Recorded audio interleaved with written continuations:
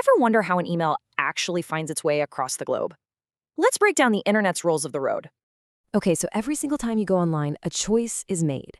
Is it all about speed, or is it perfection? Well, that choice comes down to two different messengers, basically two different sets of rules for sending stuff.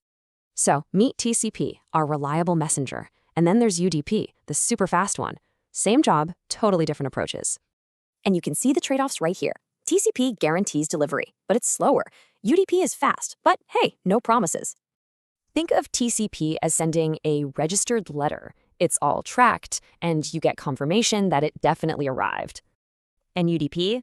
That's like just tossing a postcard in the mail. Super fast, but who knows if it'll get there. Right. But how does any of this data, fast or reliable, actually find its way across all these networks? The answer? It's something called the Internet Protocol, or IP. Think of it as the Internet's universal address system. And its purpose, laid out way back in 1981, was simple. Just deliver a package of bits. That's it. To pull this off, IP really only has two basic jobs: addressing and, if needed, fragmentation. This is the blueprint, RFC 791. It's kind of wild that this document from 1981 still powers our world. And this right here is basically the envelope for our data. It's got all the delivery instructions inside.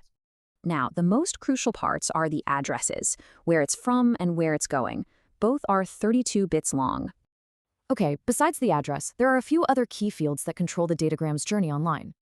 Time to live is basically a self-destruct timer. It stops lost packets from bouncing around the internet forever. And fragmentation?